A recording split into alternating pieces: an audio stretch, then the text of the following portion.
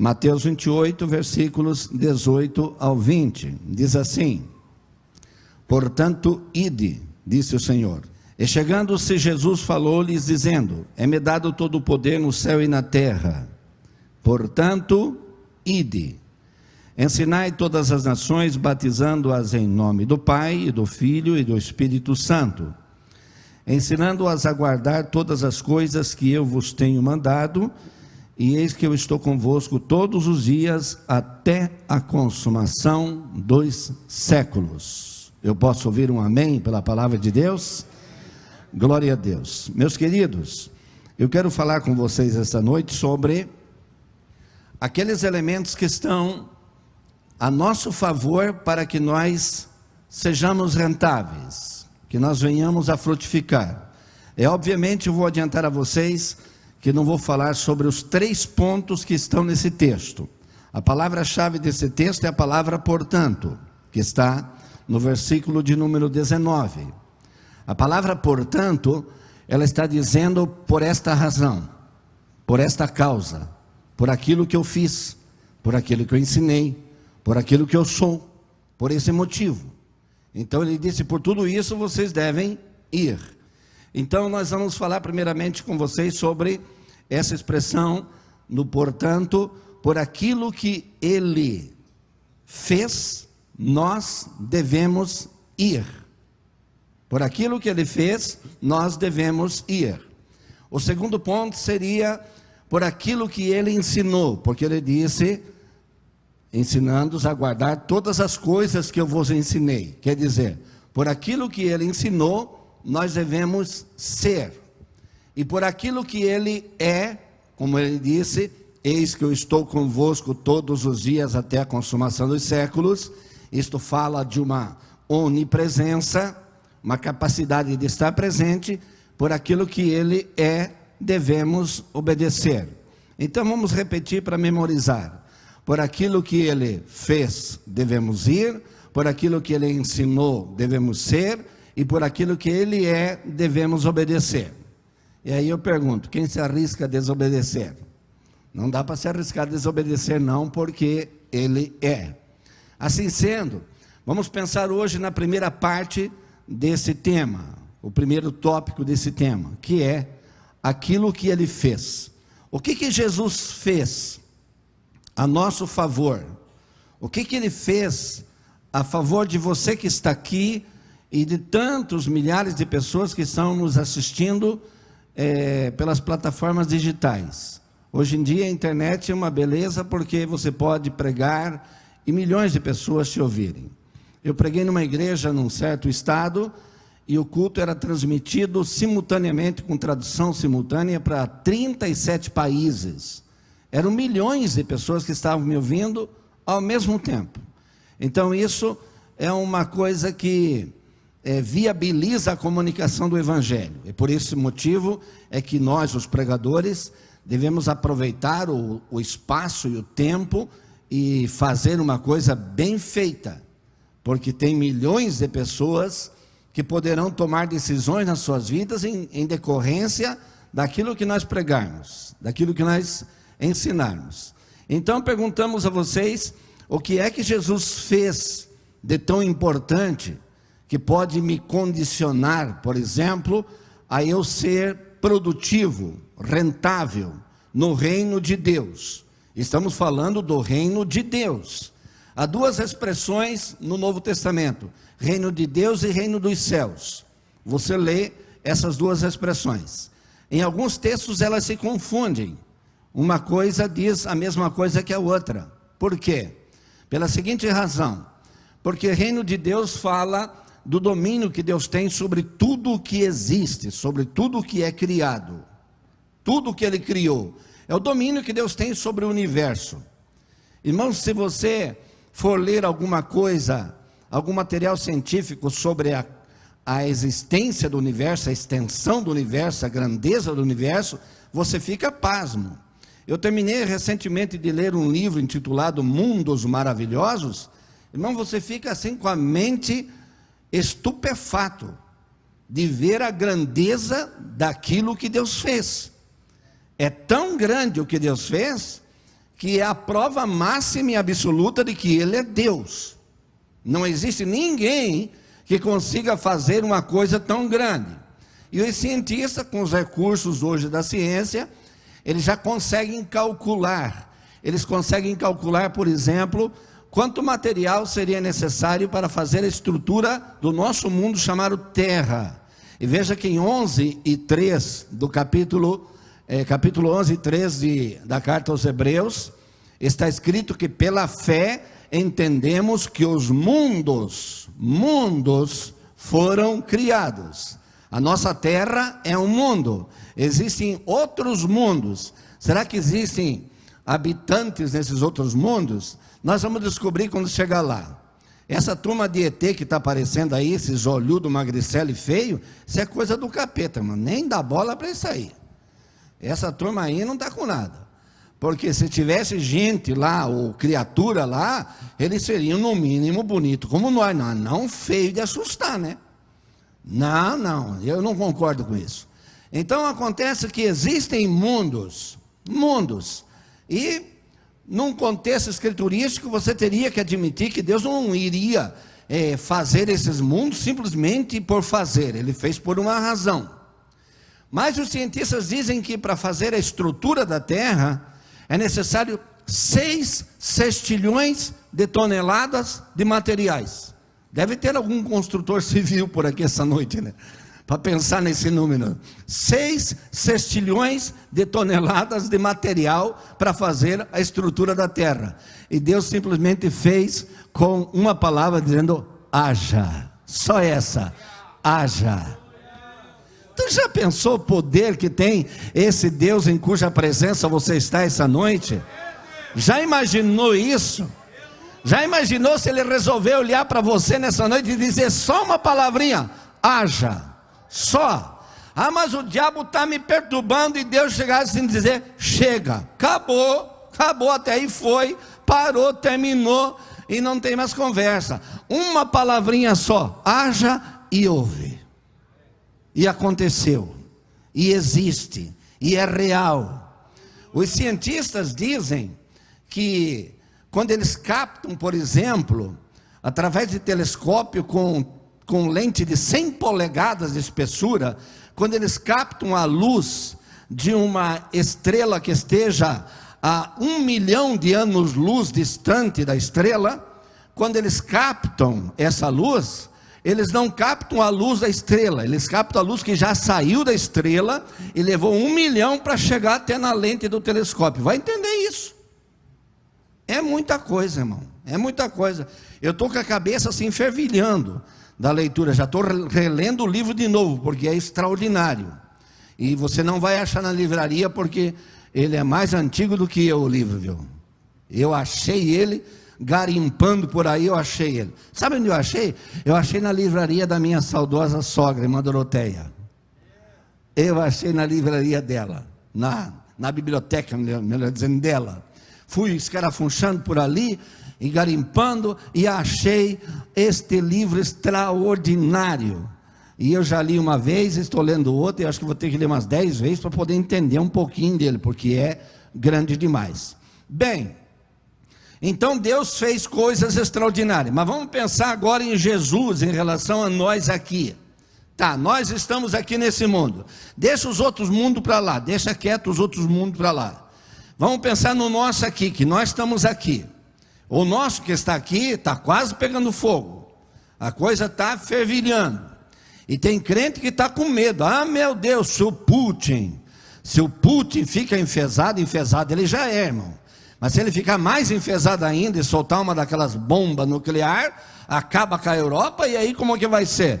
Irmão, fica tranquilo.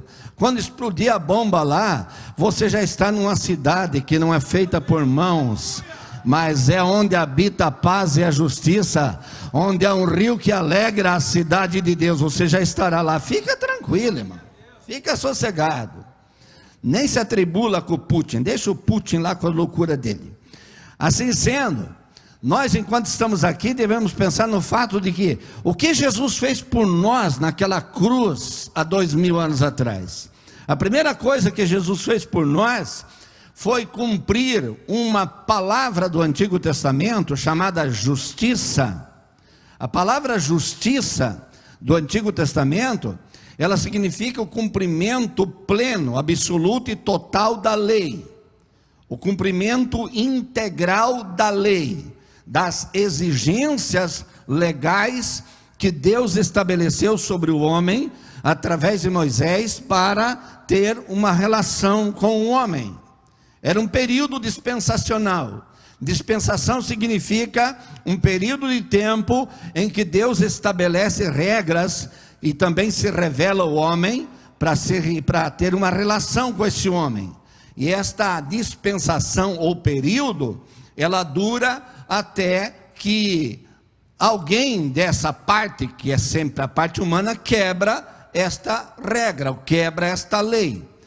A lei, por exemplo, está escrito em Lucas 16 e 16, que ela durou até João. A lei que Moisés prescreveu, ela durou até João.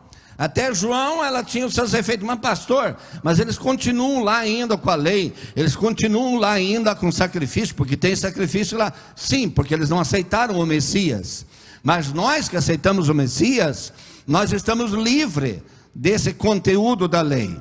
Capítulo 3, versículo 21 e 22 de Romanos, Paulo disse: agora, disse Paulo, se manifestou a justiça da lei, sem a exigência, sem a observância dos profetas e da própria lei em si, se manifesta a justiça que é pela fé. Agora a justiça é pela fé. Aí eu e você cremos no quê? Cremos que Jesus cumpriu a lei. 5,17 de Mateus, ele disse: eu não vim anular a lei, eu vim cumpri-la, eu vim glorificá-la, eu vim preencher os requisitos que ela exigia do homem, e o homem não conseguia corresponder. O próprio emissor da lei, que foi Moisés, não conseguiu cumprir todos os quesitos da lei, para tanto que ele ficou preso debaixo da morte, por causa da força da lei. Mas aí vem Jesus, e 6 e 4 está escrito, aliás 4 e 6 de Gálatas, está escrito que ele veio e nasceu debaixo da lei, para remir os que estavam debaixo da lei. Então logo ele entra debaixo da lei e tira aqueles que estão presos debaixo da lei, para pô-los em liberdade, porque ele cumpre os requisitos, ele cumpre todas as exigências da lei. Não tem mais nenhuma coisa da lei, por exemplo, que imponha sobre você. Sim, pastor, então quer dizer que o Antigo Testamento não vale mais a pena? Claro que vale. O Antigo Testamento é um livro de princípios. Todos os princípios éticos, morais, de santidade, de relação com Deus, estão no Antigo Testamento. Mas só que no Novo Testamento eles estão revelados e cumpridos no Novo Testamento. Aquilo que era velado no Antigo Testamento está revelado no Novo Testamento. Aí eu e você que temos acesso a esta bênção de poder ler o Novo Testamento, nós lemos uma coisa que está a nosso favor. A mensagem do Novo Testamento está a nosso favor. Não tem uma lei que te condena. Paulo disse: vocês não estão mais condenados debaixo da lei, pois não estão mais debaixo dela, mas debaixo da graça. E a graça, ela te tira da opressão da lei e te coloca na liberdade em Cristo Jesus o Senhor. O Senhor Jesus foi a única pessoa que cumpriu. A prova que ele cumpriu é que Deus o Pai o ressuscitou dentre os mortos. Se ele não cumprisse, ele não ressuscitaria. Ele ficaria preso pelo pecado e pelo aguilhão do pecado, que é a lei. A força da lei é o pecado que oprime e impõe. E Jesus foi ressuscitado. Veja que Jesus não se ressuscitou. Ele não se ressuscitou. Ele foi ressuscitado. 8 e 11 de Romanos diz que o Pai, Deus, o ressuscitou pelo Espírito Santo.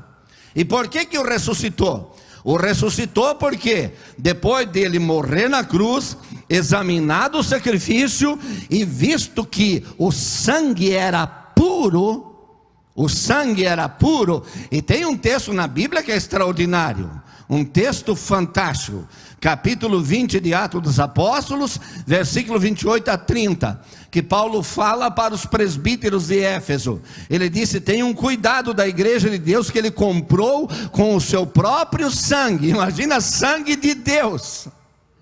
Vai entender isso, irmão? Com o seu próprio sangue.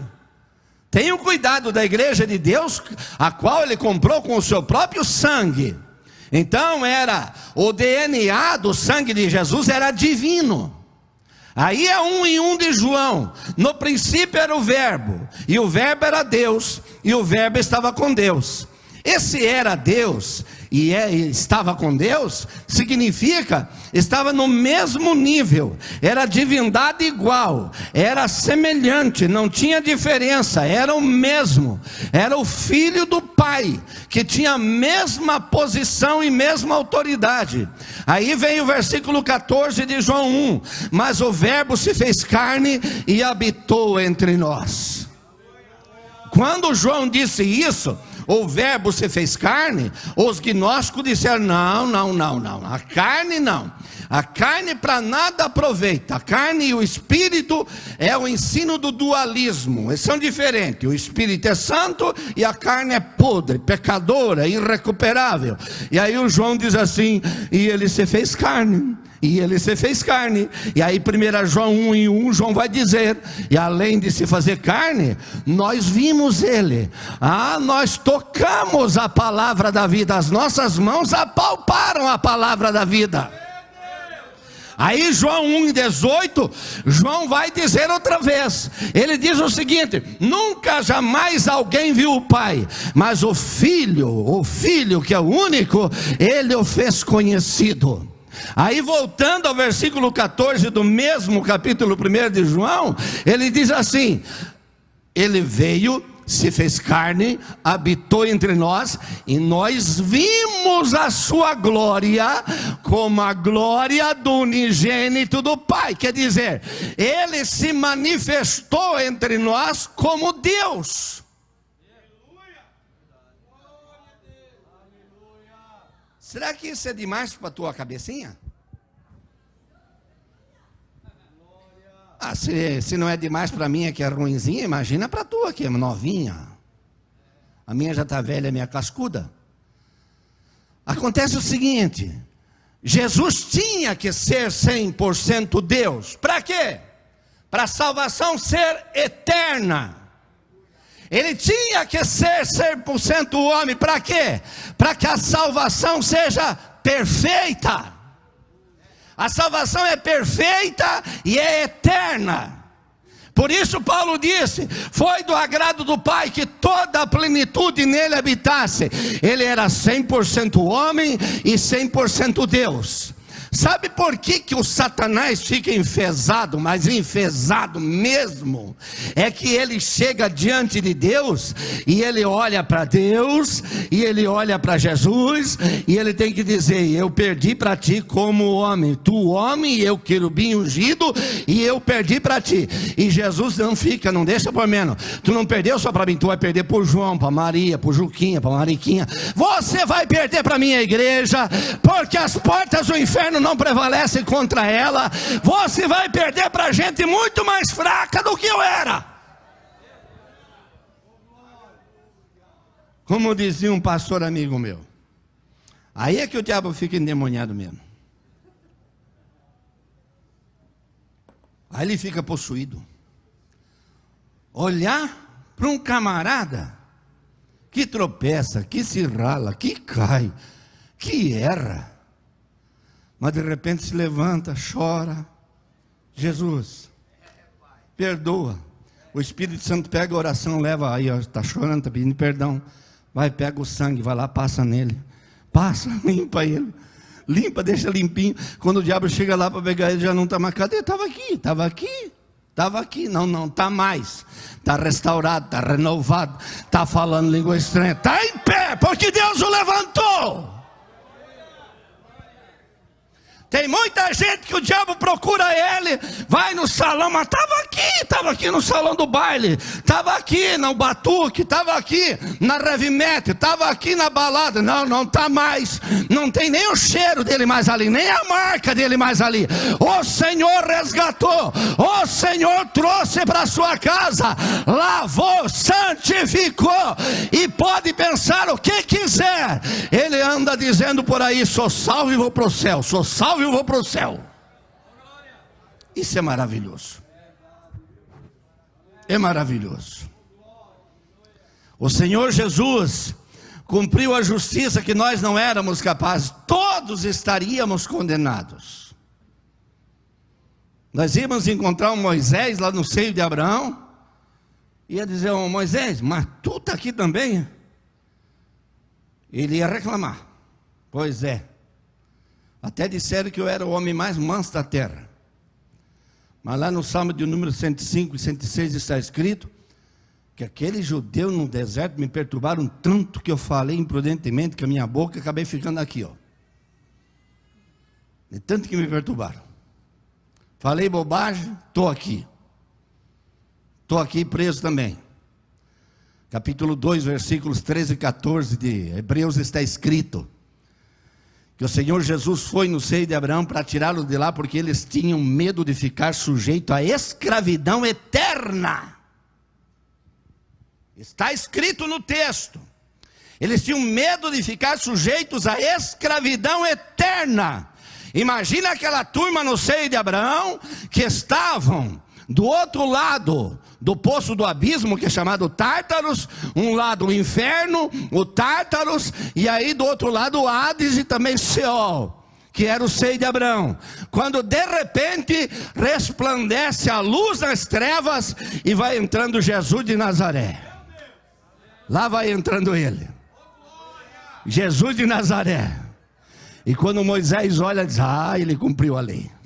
Ele conseguiu cumprir a lei, porque ele já tinha subido, apresentado o sacrifício, estava certo, e aí então ele desceu às partes mais baixas da terra, chegou no inferno e disse para o diabo: passa aqui a chave da tua casa, porque você vai ser tão miserável na terra que nem a chave da casa tu vai ter. Dá aqui a chave da morte e do inferno, passa aqui para mim. Ele pega a chave e ele faz uma pregação, e era a pregação. Tem gente que diz assim: não, Jesus chegou lá e disse: olha aí, ó, bem feito para vocês, não creram em mim, olha aí, ó. Não, querido. O texto do capítulo 2, verso 4 de Pedro, e também o capítulo 4 de Pedro, onde está escrito esse texto, em dois textos diferentes, diz que Jesus foi e pregou os espíritos em prisão.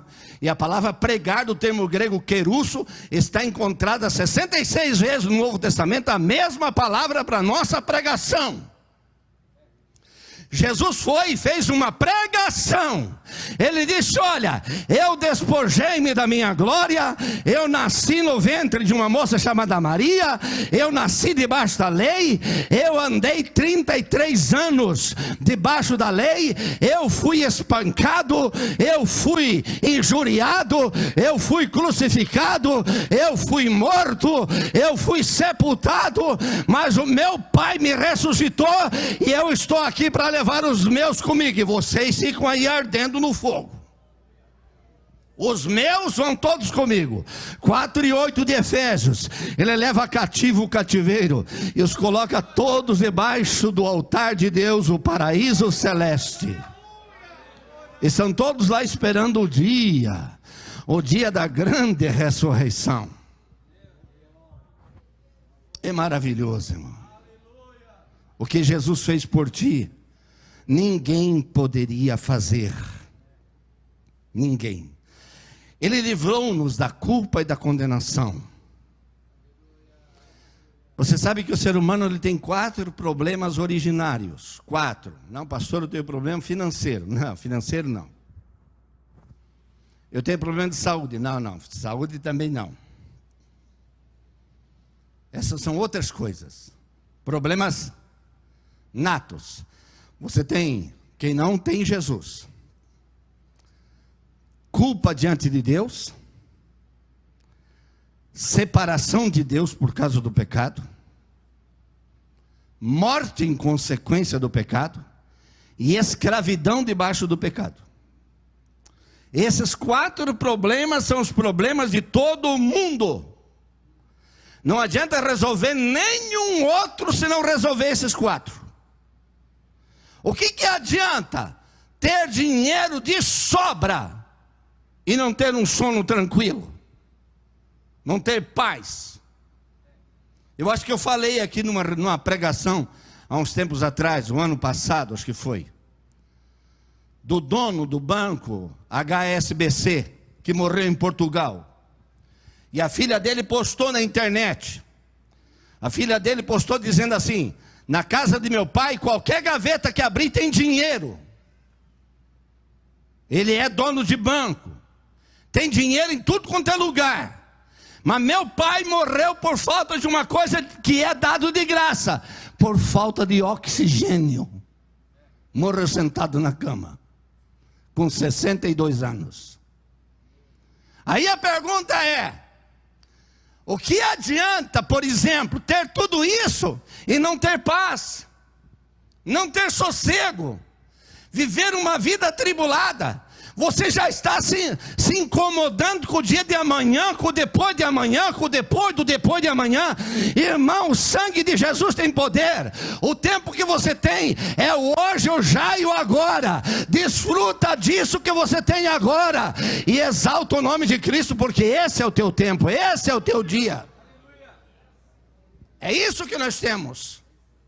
Nós não temos um amanhã. Quem pode garantir que amanhã estarei pregando? Agora, uma coisa eu posso garantir: se não estiver pregando aqui, eu já estarei ali glorificando Ele. Isso eu tenho certeza absoluta. Absoluta. Mas a culpa é uma coisa que tira de você, por exemplo, a segurança, tira de você a autoridade. A culpa é como uma estaca cravada no chão, com uma corda amarrada no teu pé. Você simplesmente fica girando em círculo, você não consegue avançar por causa da culpa. Por que um crente tem que viver com culpa? Você tem uma solução tão prática: é só entrar no santuário, no novo e vivo caminho que Ele abriu, e apresentar o seu problema diante dEle. Se o sangue e a cinza de novilhas esparcidas sobre os pecadores os purificava, muito mais o sangue de Jesus Cristo purificará a vossa consciência de obras mortas. Para que viver com culpa? Não há razão para isso. Você não tem por que viver assim. Mas é uma escolha tua. Eu não posso te obrigar a mudar, mas eu posso te incentivar a mudar, a viver livre. A viver livre. E Jesus nos livrou da penalidade da culpa.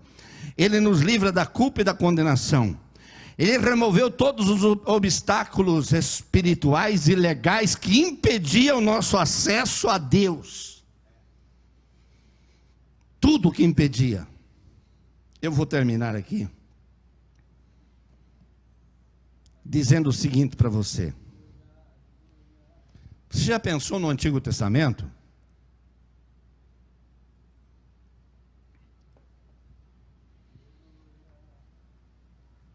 O Antigo Testamento tinha o templo em Jerusalém.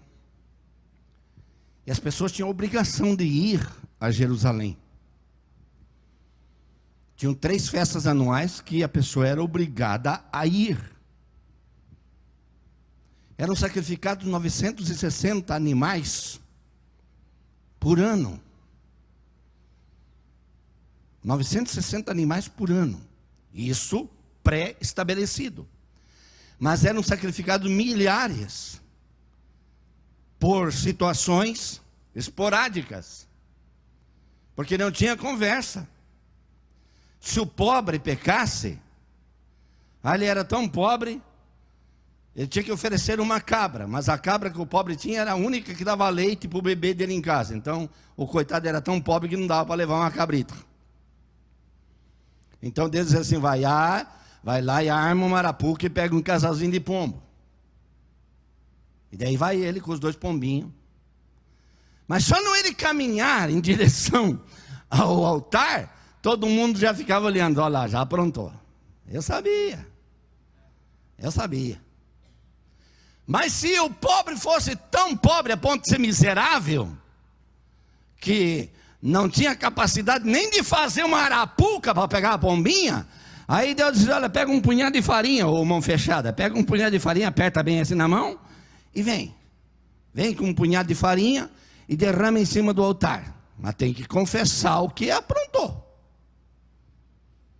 Mas o príncipe era dito, você tem que trazer um cabrito. Puxa vida, Deus, um cabrito? Por que tu não arrumou-se um cordeiro, que é um bicho mais bonitinho, ou um bezerro, um terneirinho, um tourinho, uma coisa mais bonitinha? Não, tem que ser cabrito, daquele fedorento, parecido com o teu pecado. Daquele que vai empacando no caminho, daquele que é teimoso. Tu amarra ele pelo chifre e você vai na frente arrastando ele atrás. Ele vai assim, vai emperrando. E você vai puxando. Irmão, o príncipe andando, todo vestido de gala, todo cheio de coisas bonitas na roupa, com coisa no pescoço, colar no pescoço, outra coisa na cabeça, arrastando um bote pelo chifre. Olha a cena! E todo mundo olhava, lá o príncipe, lá vai o príncipe. O camarada não escapava. Aparecia. Olha para você. Olha para você, querido. Eu tenho certeza que você, antes de sair de casa, tomou um belo banho. Para vir pregar aqui hoje, eu botei o meu melhor terno. Esse aqui é o melhor que eu tenho. Botei meu melhor terno. Essa camisa aqui eu ganhei da irmã que é dona da camisaria Avenida. Essa camisa é caríssima. Isso é só para quem pode, não é para quem quer, não. Um perfume daquele chiquitérrimo. A minha Bíblia é bonita, que só ela, porque o irmão Geraldo Santana faz ficar bonita. Olha aqui, ó.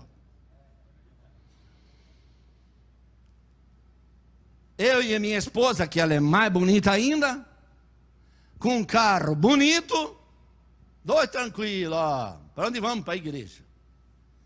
Adorar o Senhor. E chega aqui ainda tem mais uma coisa, porque o pregador tem uma vaga reservada ainda.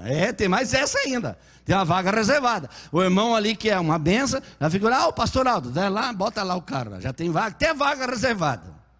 Olha só, irmão.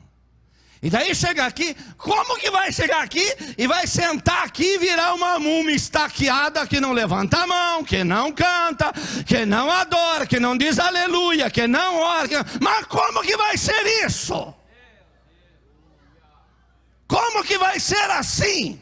Será que não tem um pingo de gratidão? Será que não tem um pingo de reconhecimento do que Deus fez por mim, fez por você, para estar num ambiente lindo como esse e exaltar o seu nome?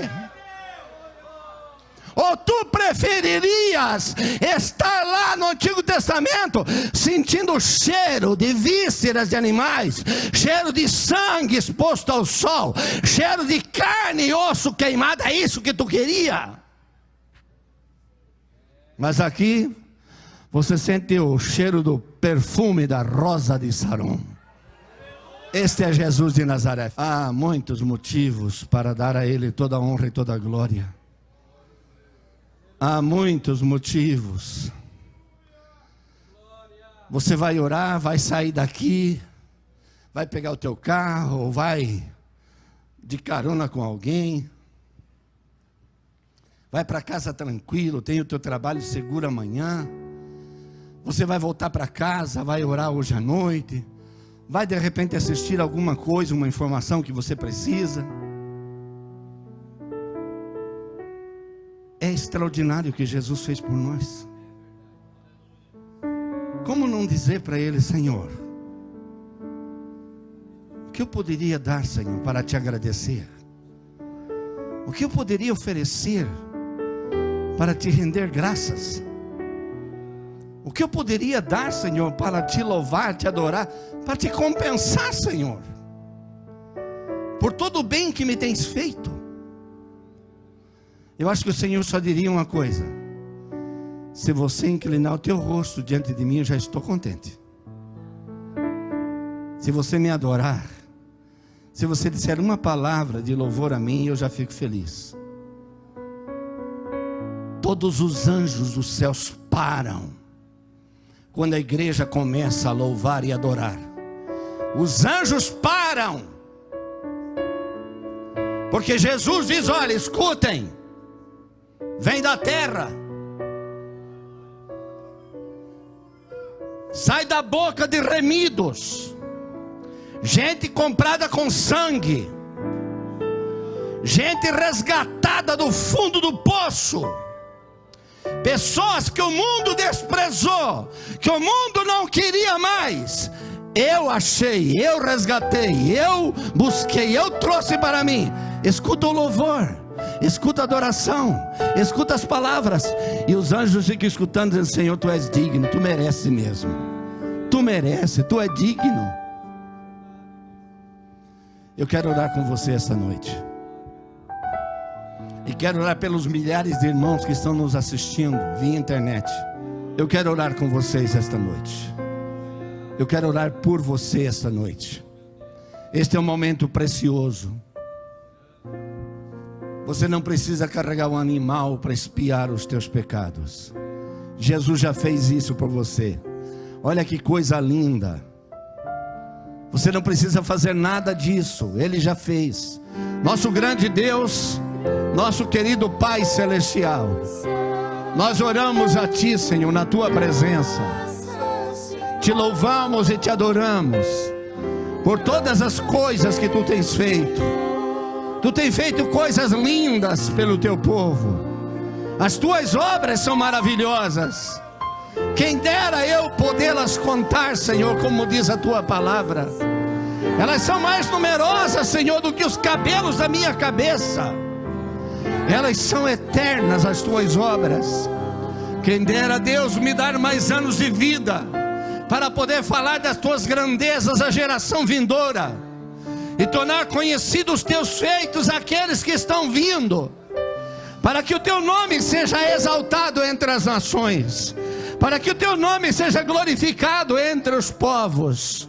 Eu oro por esses irmãos que estão aqui, e eu Te peço que Tu estendas as Tuas mãos por eles, sobre eles, e os abençoe, Senhor, em nome de Jesus, para a glória de Deus Pai. Amém, Senhor.